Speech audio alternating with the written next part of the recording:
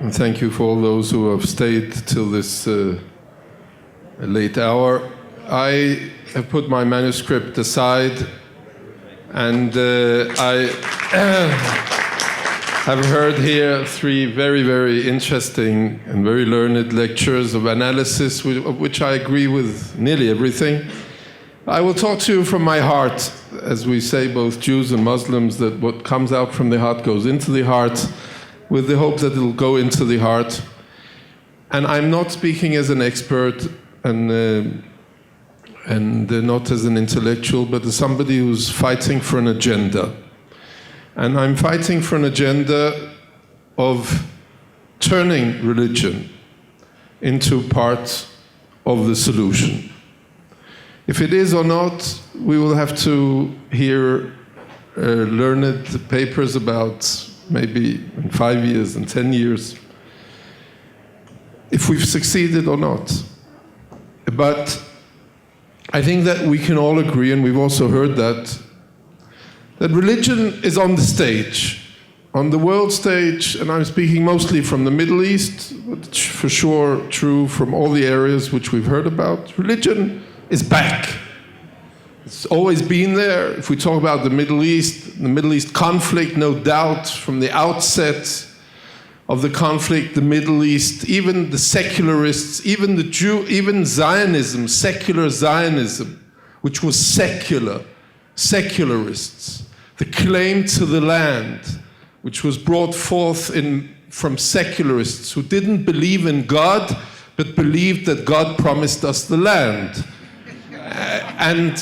And used the motivation and the writings, and I can give you many quotations, we don't have time for it. There was in this city, I remember a couple of years ago, a big graffiti saying, "Nietzsche is dead," signed by God. This is part of the return of religion to history, to our history. On the Jewish side, look at the numbers in the state of Israel. It doesn't matter if we like it or not, how we analyze it. Look at the number of kids in religious schools in Israel. I'm talking about on the Jewish side. Look how many there were 25 years ago in the schools in Israel. We're talking about, let's say in the ultra-Orthodox schools, not more than 5 to 6% in first and second grades. Today we're talking about at least 25% of the Jewish children. More than 50% of all the kids are going to totally religious schools today, of which a vast majority are ultra-Orthodox schools. That's the situation. On the Muslim side, everybody knows what the facts are, what is happening in the countries around us, what's happening in Israel. That's the fact. Religion is back. Religion is the biggest NGO in the world. Doesn't matter if we like it or not, that's another question. What religion can be a potential to be a tree of life, and as the Talmud says, religion can be a drug for death. Religion can be everything. Depends what we do, how we serve God or we serve ourselves. Depends. Depends, as we heard also from Professor Monas Siddiqui, it depends what we do. How we do. If we serve ourselves, we serve God. If we have humility or we have hatred, depends what we do with it. So I think the future of the world is very much dependent on this, and the future of the Middle East, very much so. And we don't have time. We live in biblical times.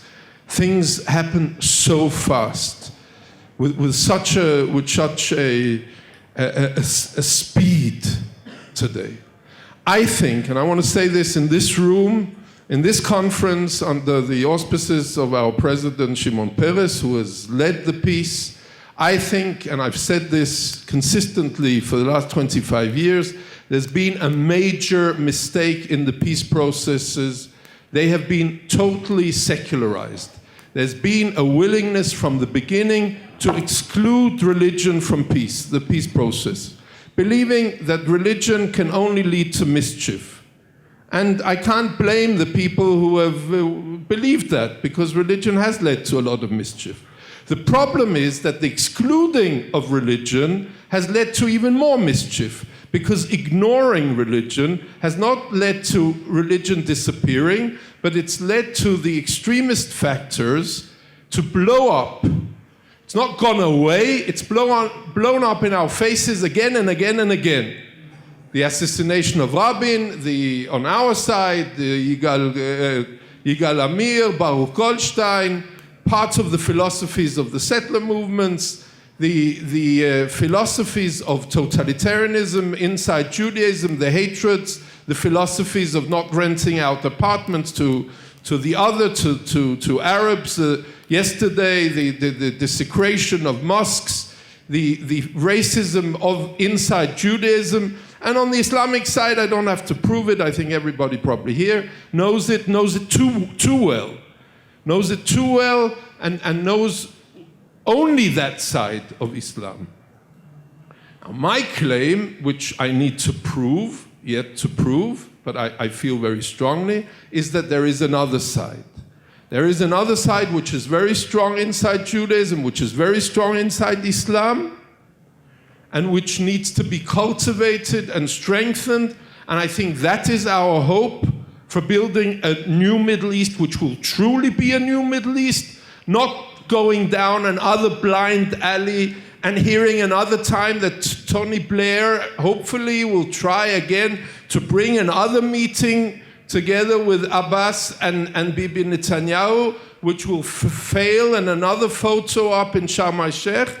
But building something real will be a peace which might sound to you to be something messianic, but a peace between Islam and Judaism, a true peace, and I'm telling you it's possible, between Islam and Judaism, even radical Islam and Judaism, which will really bring a true change, which will make it possible to have a political peace between Israelis and Palestinians. V'lo b'shamayim hi, it's not in heaven, it's possible to do it. Nobody has tried, seriously. And I think that the change in the Arab world can be a challenge for us to use the elements which exist, not in the thinking of the Western world, which is the Protestant thinking of a total division between religion and state, which will not work, but a dialectic religious thinking, which will use the elements, the religious elements, which is not just one claim of land and holy land and Dar el-Islam and Waqf and Eretz Yisrael HaShleima, but there are other elements in religion. Peace is also an element of religion. Human dignity and human life is an element of religion. And there are inside, I don't want to go through all the religious theories of this, but there are inside the Jewish religion and Islamic thinking and Christian religion, but just here now, the problems are not the Christians. There's one place in the world where that's not the problem. Just now, there are thinkings, nobody has used them, nobody has challenged it. And there are aspects now, both in Tunis and in Egypt and in Jordan and in the Gulf states and other places, and in Israel, also amongst the more radical elements, also in Judaism. Not all of them in Egypt also. But if challenged in the right way, I believe that we can create, and there are people who are trying to do it also in this hour, we can create a paradigm shift which will change, really change everything. Creating a religious peace which will give a justification, a religious justification. Shouldn't have religious thinkers and religious leaders to substitute the political leaders. That's not their role. Although the political leaders are not that great. The religious leaders are also not that great, by the way. And it's possible. The good news, it's possible, it's just that nobody's tried. And I've sat with the more radical leaders, probably the only Israeli, including the more radical leaders of the people who are now coming in power in North Africa, and more radical leaders amongst the Palestinians. And you would be surprised if you heard which people.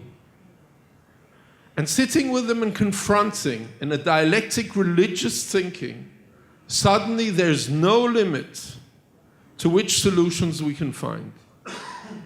And I believe that that will affect, if we can make peace in Jerusalem, believe me, it will affect Paris and London, even Jyllandsposten. You have to have the newspaper, you have to know how to say it in Danish. It's the only criticism I have of your lecture. I don't want, it's okay. But the Danish journalists also have to have sensitivity. Not only do they have to learn in the Arab world, but the Danish, they also have to. When they had the same discussion in the editorial board of Jyllandsposten, if to do the same thing about Jesus, they decided not to do it. They also have to have sensitivity. At the same time that they have to learn not to start killings in the Arab world because of what's printed.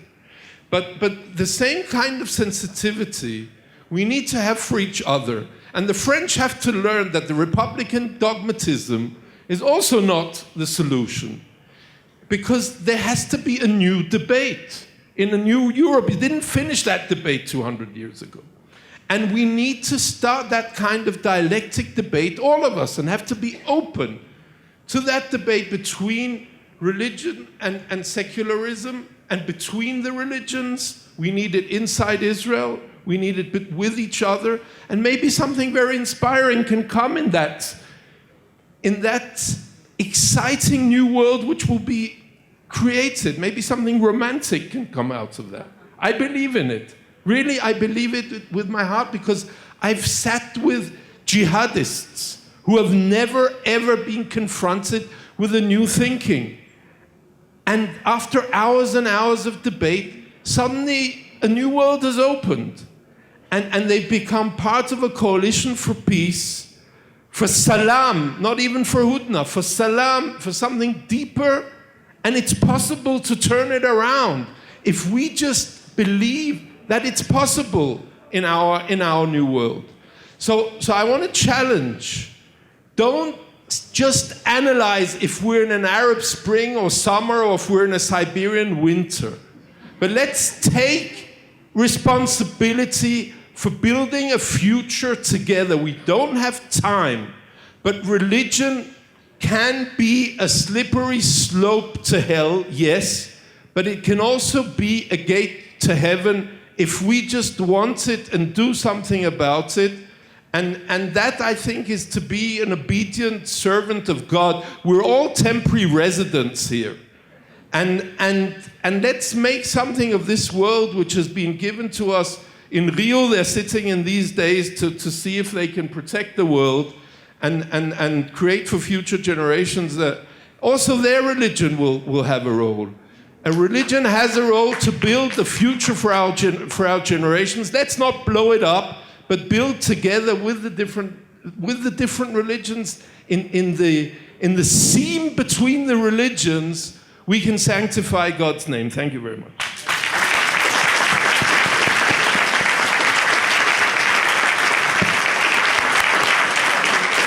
Thank you, Rabbi Melchior.